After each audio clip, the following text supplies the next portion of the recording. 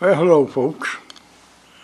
Gonna try to make a little video here today about a B-52 strike that give the Viet Cong a hard time. My last 6 months I was over in Nam. Me and my buddy Bob, we was running the PX warehouse, and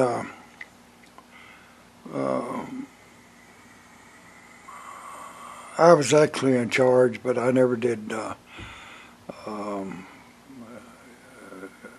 say I all the time. But we run it, and that's the way I wanted it, and it makes it a lot better. But anyhow, we had a row of connexes all the way around the warehouse, and they were stacked too high, and of course we had to have ladders get up on top of them. And we at night, when the weather permitting, we'd get on top of them, and we had two 60 power spotting scopes that you would use like at a shooting match, 1,000-meter shooting match, where you can dial in the target and see a bullet hole like it was right in front of you, and give your shooter instructions. And so every night that it was we was able to, we'd have at least one of those up there watching. And if only one of us could do it at a time, then we'd have one. If both of us could do it, we'd have two. And so we was on this particular night, we had one up there, and we was kind of taking turns. One to go up and look for a few minutes, and then the other one go up. About 45 minutes is all you wanted to look through that thing at night, because it was a strain on the eyes. And it was almost as strenuous as a starlight scope. But anyhow, we would check from the Bonroe Mountain, which was a ridge that offshoot the Chai Mountain range, like a dog leg, and come out to the sea. And then it run back and run into the main mountain range, and run all the way back to Quang Yan, which was about 30 miles to the north of Tuiwa.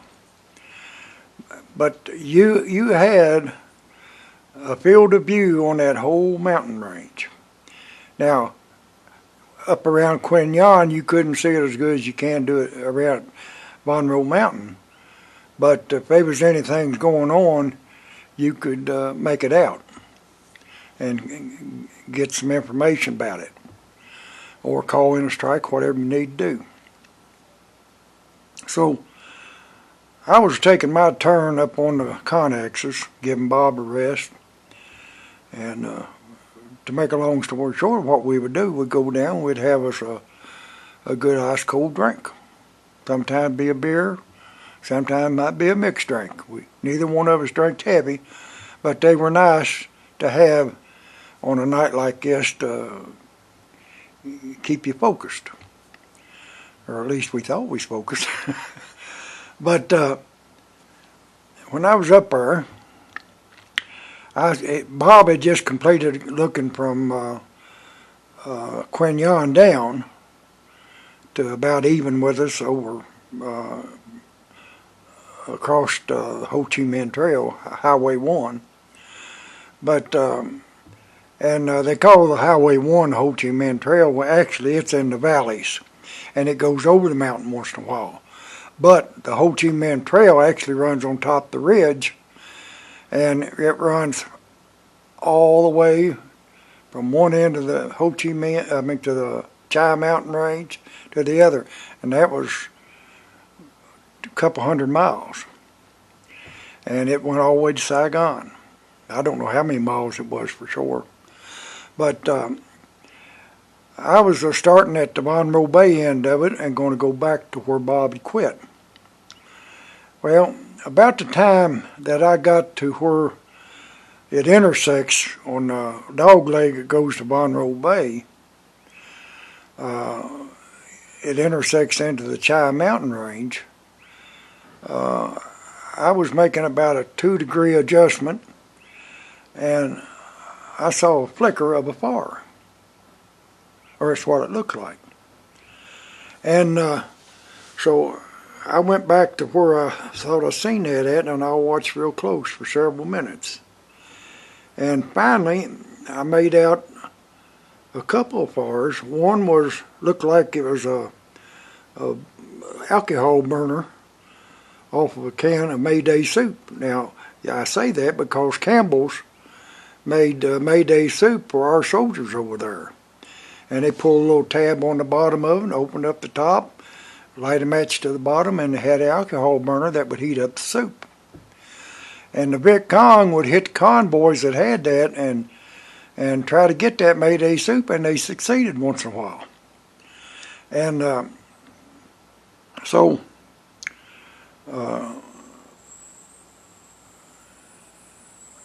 they would be, if you average it out, one little campfire or the alcohol burner, which Viet Cong used a lot of alcohol burners. They would serve about 20 soldiers. So you could kind of estimate for every alcohol burner campfire I'm talking about, or campfire, regular campfire, it would serve about 20 soldiers. So you could take, if you have 10 campfires, that's 200 soldiers. And so we was seeing those, and we was keeping count of them. I called Bob up and I said, bring us the other scope up here and bring us a couple tablet papers and pencils so we can keep track of what we're finding here. He said, what do you see? I said, I done found some fire. He said, okay. So he ran, got the other scope, brought it out, and took a minute to get it up there because you had to bring it up in the case. Tripod and all. And he got it out and set it up. And he had already given me the pencil, my pad and pencil set. And I started marking down how many I could count right then. And at that point, I could count about 8 different fires, and I'd seen 2 or 3 soldiers light up a cigarette leaning up against trees, or sitting around one. And so after he got his scope set up, he started looking in the same general direction, but he would stay about 30 degrees to the right of where I was looking. And that way we wasn't looking at the exact same place. And we always put our scopes, we set them at north. They had a compass on them. And we set them at north.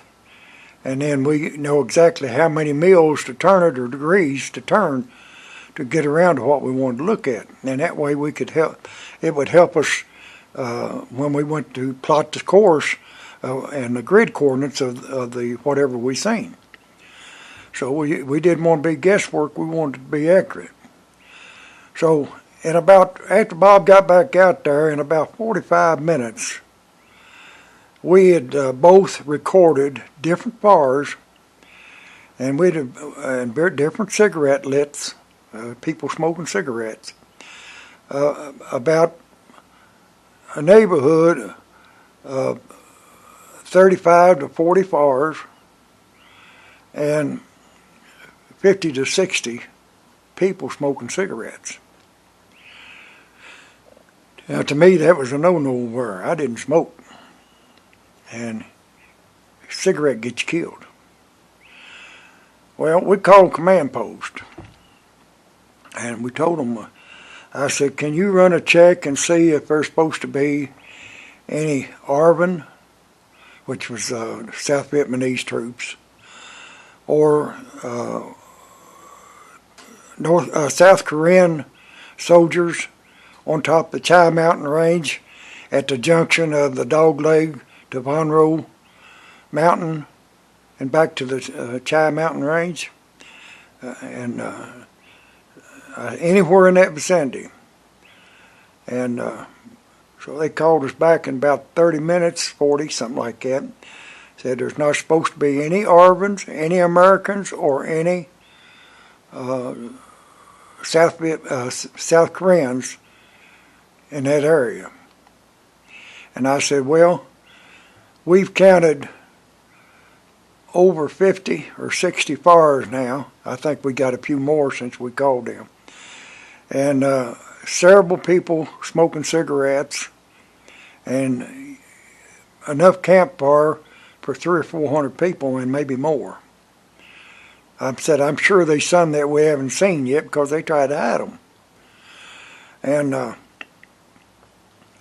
so they sent out an NCO, Sergeant of the Guards, had him come around to our camp, or to our Connex. And he got up there and we let him look to see what we were seeing. We had different degrees and elevations that he could watch at, and he would see them after his eyes got used to looking at them. And we showed him everywhere we had got a cluster of them, and they was arranging for about a mile from the junction point of the leg that goes to Monroe Mountain back to the Chi Mountain Range toward Quin Yon, about a mile past that junction, and maybe a little more. And the more we watched, the more we seen. And they got an estimate. Now they had different figures to use than we did for what each fire would represent and so forth. But he called, made his report to command post, and he stayed there with us. And the command post reported back and said, we're going to call in a B-52 strike. Y'all get ready for it. It'll be there in about an hour. So they called a B-52 strike in from Guam. At Guam, once they got called in to strike, the B-52s was fired up within 12 minutes, 15 minutes, and taxiing within another 10 minutes. And the only thing we didn't know was how many they were sending out per wave. They could send 3, 4, 5 per wave. They had, I believe, 2 or 3 complete squadrons, maybe 4 over in Guam. But about an hour and a half after they called that in, we heard the B-52s up there. And they made a pass, didn't drop a thing. They went around again. And when they come back the second time, they all, each one of them, I don't know how many there was in a bunch, but they would drop about a third of their bombs. Now these bombs would be either 500 or 750-pound bombs dropping in the jungle that way, because they wanted to destroy everything at within a 100-yard radius. But I don't know which one they was actually using. But every time a wave would come over, one plane at a time would come over, and then 100 yards or 200 yards, maybe 500 yards behind him, another one would come over. And they'd do it in a single file line because they didn't need to spread it out more than what it needed. A B-52 was going to tear up Jack, and they would run about a degree or 2 degrees off of what the one in front of them would, one way or the other. And they would overlap it to where it would get both sides of whatever they was going after. And they made, that bunch made 3 passes. And I don't know how many bombs they can carry, but they can carry a lot of 750s or 500 pounders. And it was just a complete one ripple right after. And it done that for 3 hours. Because once they make a pass, it takes them several minutes to go around to come back in again. They'll cover 1,000 miles coming back in for another pass. And so I think they made 3 passes each, and then another wave come in. And I'm not sure, but I'm thinking there was probably 3 or 4 waves, which they could have sent that easy. And probably 4 planes to 5 in each wave. Because I think 12 planes is in a company or a squadron. And they had probably 4 or 5 squadrons over there on Guam, maybe more than that, I don't know. But they dropped bombs for right close to 4, almost 5 hours. And it's literally, we couldn't stay up on them Conexes hardly at all. We had to lay down in order to stay up on them.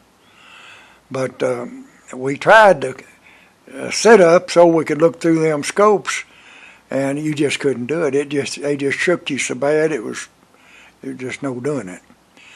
But anyhow, we didn't get no sleep that night. Wasn't planning on them. And after it was over the next morning, we called command post. The sergeant of arms had went in already, probably about 2 hours before the daybreak. And we called over there and asked them if had they found out anything yet. And this was about 8 o'clock. And they said no. Says we got Rock Forces, Tiger Company, and White Horse Division rendezvousing on top at Monroe Mountain, and they're going to work their way back to where that leg and that arm goes into the Chi Mountain Range, which that was about 400 yards, maybe 5. And we got a report back in about 3 to 4 days that it was a complete division, had no weapons whatsoever.